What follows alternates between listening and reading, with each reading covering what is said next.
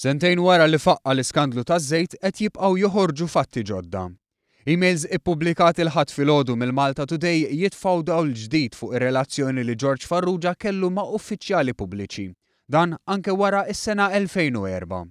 Iżda fuq kollox dawn l-emails jikxfu l-kuntatti bejn mart George Farrugia u l-eks Prim Ministru Laurence Gonzi.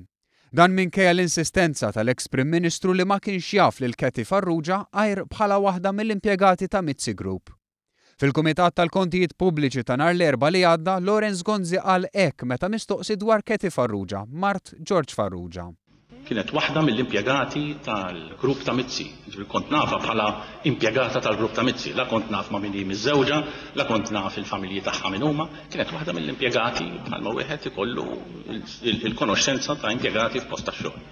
Però l-emails ippubblikati l-ħadd jagħtu impressjoni differenti ferm. Fit-2 ta' Lulju 2008 Katie Farrugia kitbet lil Laurence Gonzi u qaltlu li George rid jiltaqa' miegħu fil-privat. Fl-email kelmitu wkoll dwar il-familja. Imbagħad qaltlu George irid jiltaqa' miegħek fil-privat.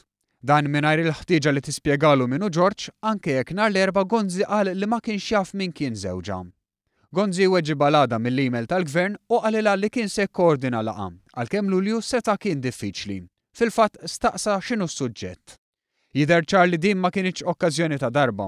Fi 17 ta' Ottubru, Lennart Kallus, assistent tal-eks Prim Ministru Gonzi, kien bagħat email lil George Farrugia. Lil Farrugia qallu li l-appuntament mal-Prim Ministru kien fit-3:30 u mhux fit-3. Żied jgħidlu li l-Prim Ministru xtaq jara l-preżentazzjoni tiegħu minn qabel biex hekk il-laqgħa tħalli iktar frott. Din l-email hija konferma oħra li Laurence Gonzi kien jaf minnu George Farrugia u li kien hemm xi laqgħat. George Farrugia ingħata maħfra preżidenzjali wara li Laurence Gonzi kien semma din l-idea għall-ewwel darba waqt l-investigazzjonijiet tal-iskandlu taż-żejt.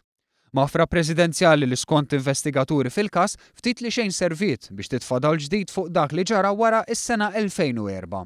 Perjodu fejn George Farrugia kien qatt għandu kuntatt ma' uffiċjali pubbliċi.